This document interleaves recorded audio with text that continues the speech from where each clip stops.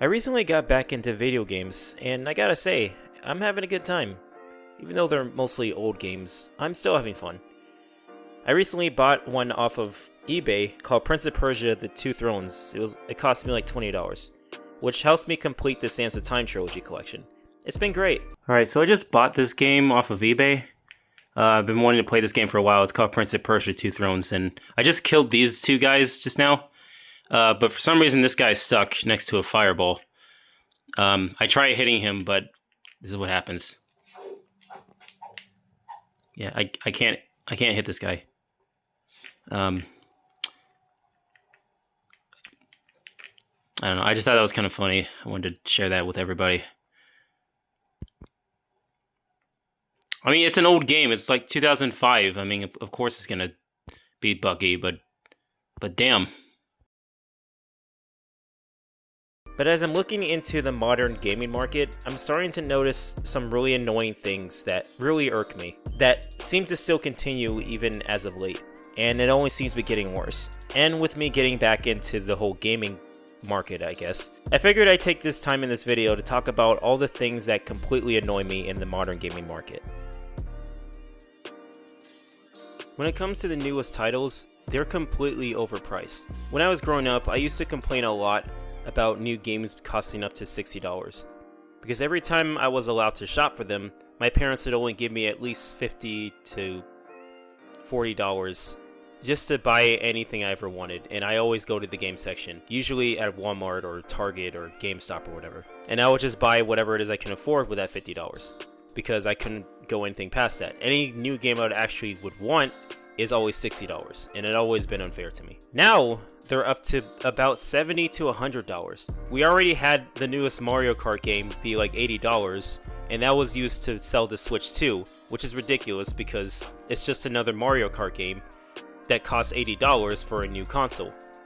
That could have just been a lower price considering it's just, another Mario Kart game. And now, Rockstar is going to charge $80 to $100 depending on which version you get.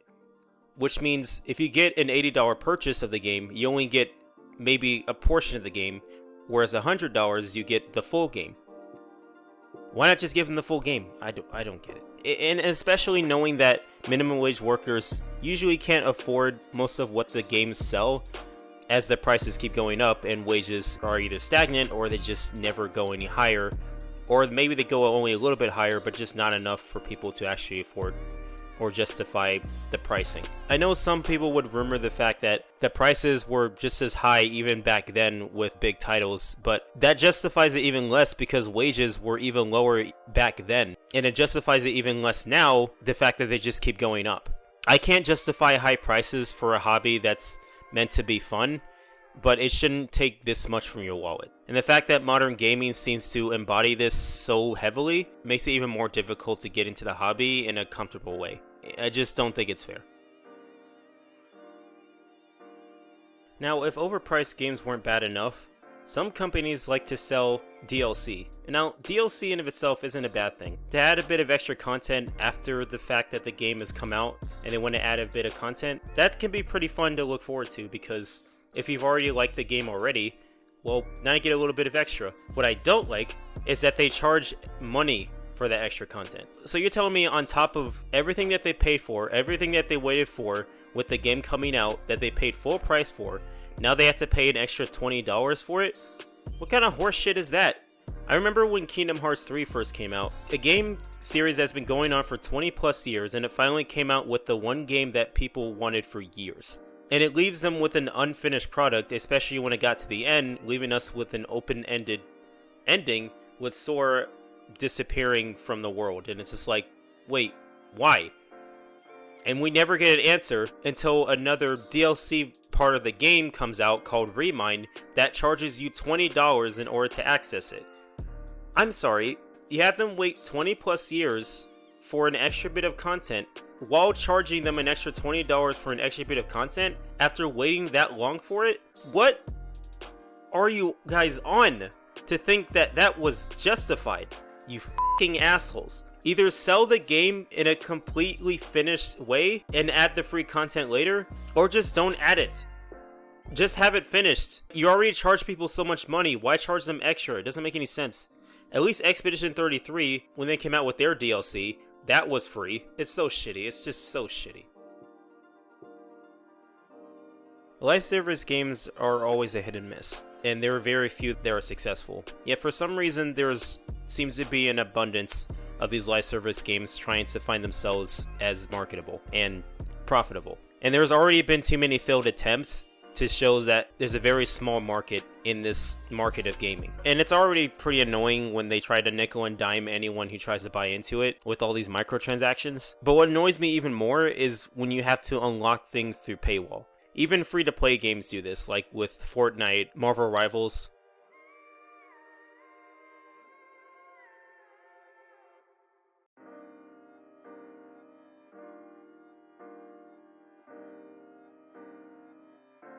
I just prefer it when you just have to unlock things, you know, grinding through a video game. Say if you go through great lengths to beat something or beat a certain part in the game, you unlock a new feature or a new power-up or something. And then when you get towards the game, you unlock like a new game plus sort of thing, or add some new features that you can play along with in that same game, allowing you to give it more replay value. But instead, in order to unlock things, you just have to give people money in order to unlock the thing. And to me, that takes away the value of gaming itself and the grind of just simply trying to get better at the game. I'm not saying getting good at a game is that big of a deal, but it allows more value to the game that allows you to want to keep coming back. It's just more paywall that you have to go through just to unlock things that you want to achieve, then that just devalues the game to me altogether. I would just rather there be unlockables through just grinding through a game as opposed to just paying for stuff. And here's somewhat of a common problem that be an issue with the gaming community. It's called DEI, Diversity, Equity, Inclusion.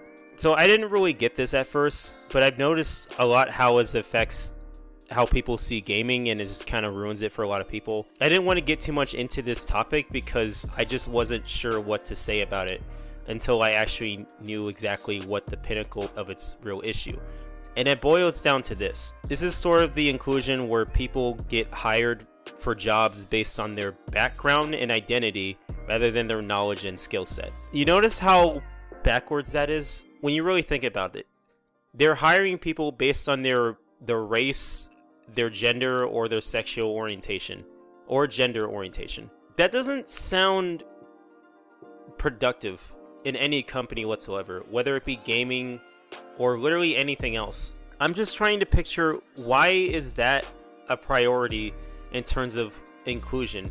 I would rather just hire someone for a job, especially when it comes to game design, if they know how to make a video game. If they don't know how to make a video game, then don't hire them. It's as simple as that. And there's just too many instances in the modern gaming market where they're taking priority over people that actually have the skill set of making great games. They have the creativity, they have the knowledge, they have the skills, they have the ambition to make a great product, and they're being sidelined because someone who can't figure out what their gender is are trying to take over for them. And it's just like, it doesn't make any sense. It's kind of destroying not just the gaming market, but also the job market as a whole. And for all the people that have spent the majority of their lives building their skills are just being pushed to the side, it doesn't make any sense. It's just such an oxymoron that it's just creating a bigger problem than there needs to be.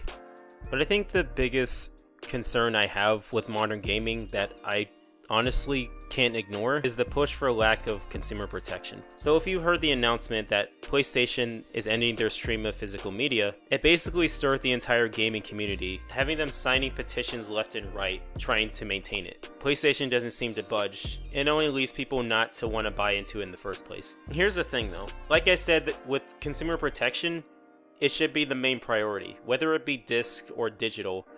The point is, people should be able to keep their copies of what they pay for, especially if you're going to pay $100 for it, and not be worried about the game disappearing because it's digital. What my main concern is that the protection is literally being under Senate law for it not to be protected. That's where things get scary. So basically you can pay full price for a new video game only to have limited access to it, and their defense of that is saying they should get used to not having video games for a lot long. because a lot of media seems to disappear every now and then. You know, like when you see something on Netflix or HBO Max or something like that. When you see your favorite movie kind of disappear because it says it's only going to be there for the next few days before it's gone, so enjoy it while it's there. And it's like, okay, you're paying $15 to $20 for a subscription service. But now you're saying that same logic is going to happen with video games, not in the means of what you're paying for like Xbox Game Pass, which is like roughly $20 a month, $25 a month. If those licenses disappear, then that just means the game disappears just from that platform.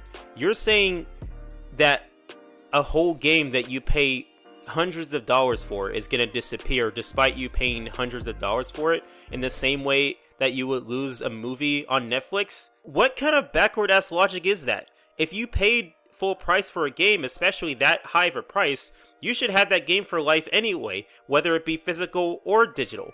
So what do you mean they should get used to it not having the game for as long as they should? They should have the game for the rest of their fucking life. Like, that doesn't make sense for it to just disappear.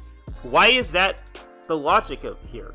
It doesn't make any sense. It's just stuff like this makes me very unsure of if modern gaming is really worth getting into. Or maybe I should just stick with the games that I already have, like, at my disposal. And I'm not saying this for nostalgia reasons, I mean just for my own safety. If modern gaming in the digital age is meant to be this untrustworthy and so expensive, how does that make it fun at this point? I thought video games were supposed to be fun. Now it's just becoming a hassle, just more of a job than it needs to be. It's supposed to be an escape. It's supposed to be something that people are meant to enjoy. And it's stuff like this, these pet peeves that I have, that are a genuine issue that needs riddling. It needs solving. And it needs solving quick before they lose their audience. Because at some point, if they continue this, what makes you think they're going to keep them for as long as they think they will? It's ridiculous. I don't know. That's just my opinion throughout this whole thing about what's going on with the modern gaming. It's just, I don't know, man. I don't know.